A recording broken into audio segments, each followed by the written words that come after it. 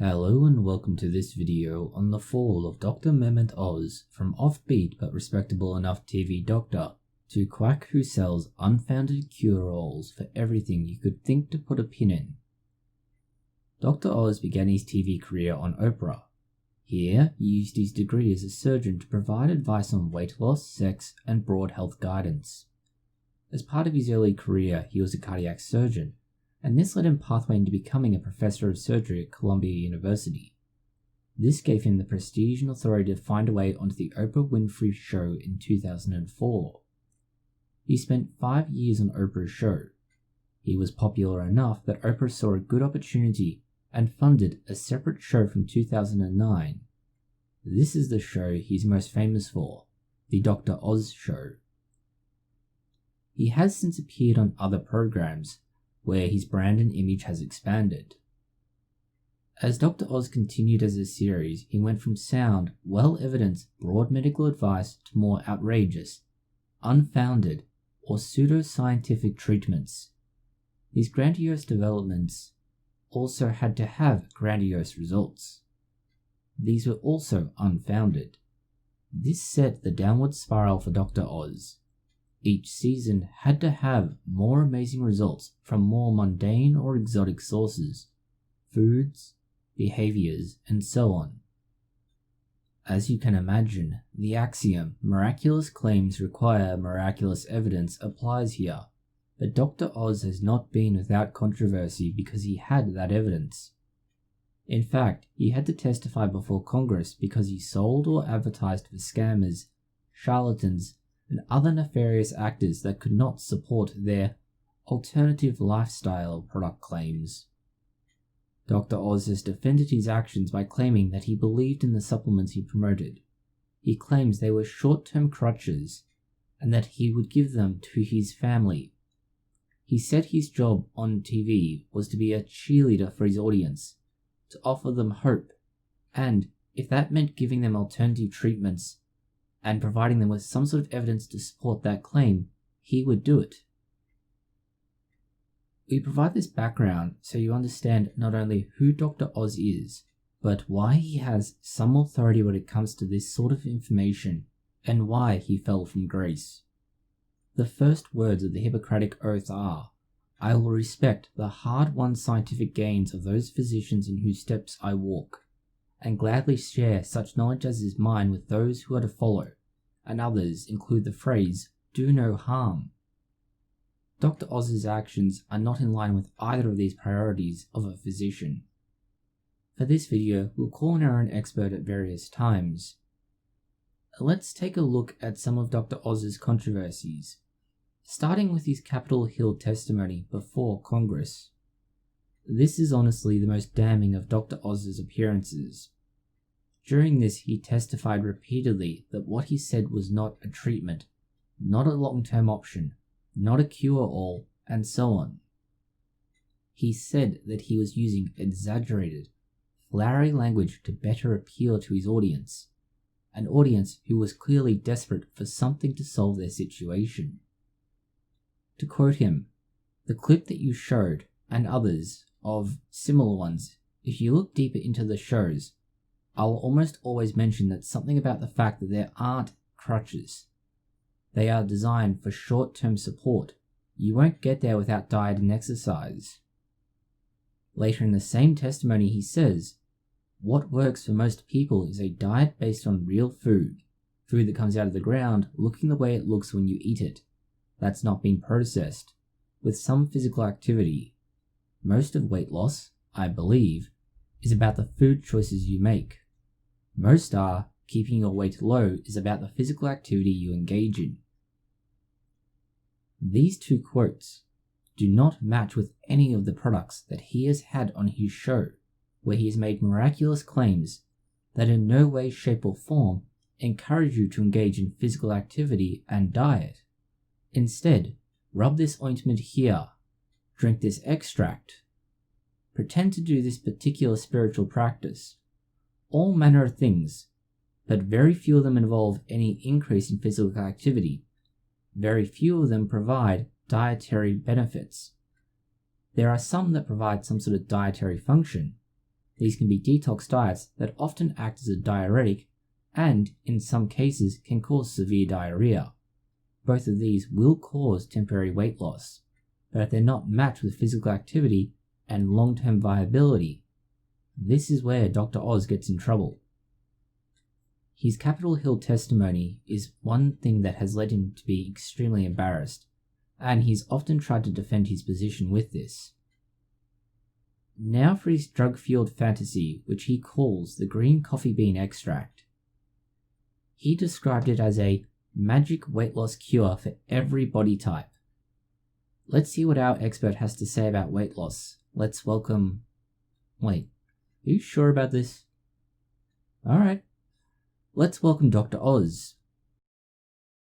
If I can just get across the big message that I actually do personally believe in the items that I talk about in the show. I passionately study them. I recognize that oftentimes they don't have the scientific muster to present as fact, but nevertheless, I would give my audience the advice I give my family all the time, and I've given my family these products, specifically the ones you mentioned. I'm comfortable with that part. Where I do think I've made it more difficult for the FTC is that in an intent to engage viewers, I used flowery language. I used language that was very passionate, but it ended up not being helpful but incendiary. And it provided fodder for unscrupulous advertisers for any evidence that might be supportive to them. So you pick on green coffee bean extract. With the amount of information that I have on that, I still am comfortable telling folks that if you can buy a reputable version of it, and I say this all the time. Do you believe there's a magic weight loss cure out there? The word, if you're selling something because it's magical, no. If you're arguing that it's going to be like magic, because if you stop eating carbohydrates, you're going to lose a lot of weight, that's a truthful statement. You may not agree with the flowery use of the word magic, but it is true that most people cutting out simple carbs will lose weight. Well, tell me what works for most people. You mentioned that to the chairman. What works for most people? What works for most people is a diet based on real food that comes out of the ground, looking the way it looks when you eat it. It's not been processed, with some physical activity. Most of weight loss, I believe, is about the food choices you make. Most of keeping your weight low is about the physical activity you engage in. Now that Dr. Oz has spoken on just what is necessary for weight loss, we should look at one of his early shows, a 2012 episode in which he advised that his viewers use the green coffee beans to achieve weight loss. To quote him, "You may think magic is make-believe, but this little bean has scientists saying they found the magic weight loss cure for every body type. It's green coffee extract." During the same testimony that we've previously mentioned, he specifically said that there is no magic cure, that this was not going to work. And later, the very product itself was investigated by the Federal Trade Commission. They brought a lawsuit against the company that used a ridiculously flawed study to try and support their arguments and claims. The same study that Dr. Oz relied on as evidence for his show. That same evidence that he claims is what he's searching for to provide his audience some sort of peer-reviewed, reliable evidence that should, at least in theory, substantiate what he says and give his audience reason to believe what he's trying to sell them. Next, we have an interesting one. Dr. Oz, while himself promoting vaccinations, admits that he has not vaccinated his children for certain things. Specifically, he's identified the influenza vaccine. This appears to be a familial issue, where his wife objects to vaccines. This is then further substantiated by his decision to host various anti-vaxxers on his TV show. One of the theories put forward during this was that vaccines cause autism. There's certainly something we've already mentioned in this video about do no harm, right? And something about follow in the footsteps of those who have already done good deeds? Yeah, pretty sure we mentioned that one. Vaccinations are one of the greatest public health developments of the last century.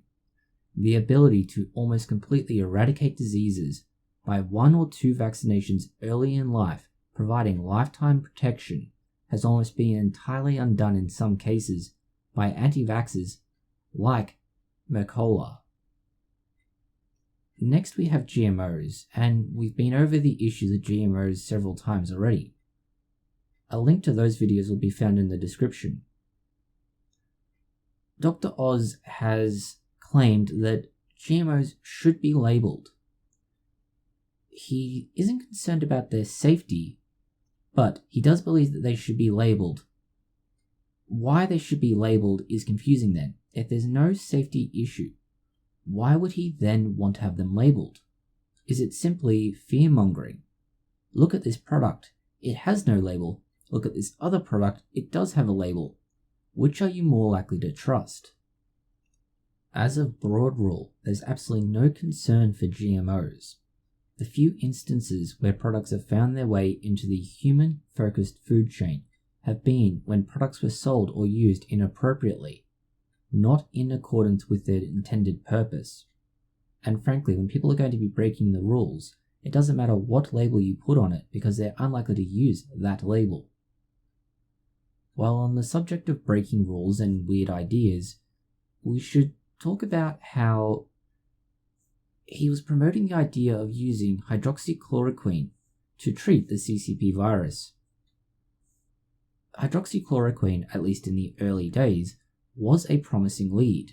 There was theoretical capacity for it to work as intended, to be a viable treatment, if not to stop the CCP virus, at least slow it down and give people more time to heal using their immune system. Dr. Oz hosted several of the doctors in France who have been trying to justify the use of it. The problem with these French studies is that they are generally flawed, very small scale, and not replicable. This is a big problem. This is not reputable science. This is not following in the footsteps of those who will come before you, using evidence-based medicine. All of the French studies remain more than less anecdotal. And this is the big problem. Anecdotes are not evidence. The more established and quality level research into hydroxychloroquine has shown inconsistent results. These inconsistencies are a big problem when the medication can cause serious complications in the eyes and heart. Another more imaginative thing he's decided to try and host on his show is the idea that astrological signs could say something about your health. The fact that you were born at an arbitrary point in time and in space will have no relative impact on your health. This is even more pronounced when you realize that, at least, relatively speaking, the point in space where you are born according to your star sign may not even be where your star sign lines up with the Earth. Due to the nature of the axes of our orbit around the Sun and other factors, our exact position in space varies slightly every year. The star signs do not vary. Then you need to consider the fact that many of the stars in the sky that we see now have long since died. It's just that light takes so long to reach us that we get to see their death. Dr. Oz promoted this in a 2019 healthcare summit run by Forbes. This was then doubled down when he tweeted out about it, claiming that people could help to understand their personal health through astrology. It could certainly help to separate them from their wallet and income, which would then necessarily have a negative effect on their health. If you can't afford to buy food because you spent all your money on ridiculous astrology doodads, there is a good chance that your health will go downhill. It could also be possible that those who believe in astrology are also equally stupid, and that stupid people tend to have poorer health overall. This owes to a number of factors, one of which is that they follow Dr. Oz's health advice. Of course, with how many segments Dr. Oz has completed over the years, it's hard to select only a handful, but some of his claims and product promotions are more egregious than others, and those we've mentioned so far are perhaps towards the top of that list, although by no means exhaustive. I do think I've made it more difficult for the FTC, is that in an intent to engage viewers, I used flowery language. I used language that was very passionate, but it ended up not being helpful but incendiary. And it provided fodder for unscrupulous advertisers. And so that clip that you played, which is over 2 years old, and I've done hundreds of segments since then, we have specifically restricted our use of words. We are literally not speaking about things I would otherwise talk about. Something worth following up is that nothing that Dr. Oz has yet to cover is an FDA-recognized treatment. This is an important caveat. So why, when you have this amazing megaphone and this amazing ability to communicate, why would you cheapen your show by saying things like that? Well, if I could disagree about whether they work or not, and I'll move on to the issue of the words that I used. And just with regard to whether they work or not, take green coffee bean extract as an example. I'm not going to argue that it would pass FDA muster if it was a pharmaceutical drug seeking approval. It is important when he starts to make medical claims. We've previously discussed how there's a difference between a supplement, a pharmacological product, and a registered medicine. Each has different levels of approval and evidence to support their use. They also have the means to make different levels of claims. During congressional testimony, Dr. Oz himself has recognized these facts and problems. He has identified how people distort his endorsement or at least recognition of certain products, and then tries to extend and expand upon that recognition to either related or knockoff versions. The problem is, even the original product lacked substantive evidence. Dr. Oz's recognition of it is no more beneficial in establishing the efficacy of these treatments than these charlatans and scammers have taken his name. It's fundamentally the same process, just several steps further along. Much like the Oprah effect, there's a similar phenomenon with Dr. Oz and medical cure-alls. Dr. Oz hears of a novel idea and then hosts the product on his show. The product gets public attention. The public who consume it gain benefits and claim wonderful results. This creates a foundation to sell the snake oil. Dr. Oz then further promotes the product. This creates a cycle of advertising and consumers who promote it as a beneficial cure. The problem is that only those who benefit sell their anecdotal proof, which excludes a large sample of the population who gain no benefit and may in fact be harmed. This is that issue of anecdotal evidence. It is very selective and almost always only those who have had a positive outcome, which may be completely unrelated to the product. I can't, well, I'm going to give time to my colleagues now, and hopefully I'll have a chance to visit with some of the other witnesses in the next round. I will just tell you that I know you feel that you're a victim, but sometimes conduct invites being a victim. And I think if you would be more careful, maybe you wouldn't be victimized quite as frequently. Senator McCaskill, those topics you mentioned are over 2 years old. I have not been talking about products in that way for 2 years. Dr. Oz has, in his own words and in testimony before Congress, stated that what he is positing to the public as a means to lose weight, as an example, isn't viable. He doesn't believe in himself. He states in no uncertain terms that there is no basis for this to work. At the same time, he will happily follow up and say that he believes in these products, that he thinks they work, that he will happily sell them to his audience as a means of getting results. The question then is, what is he gaining out of this?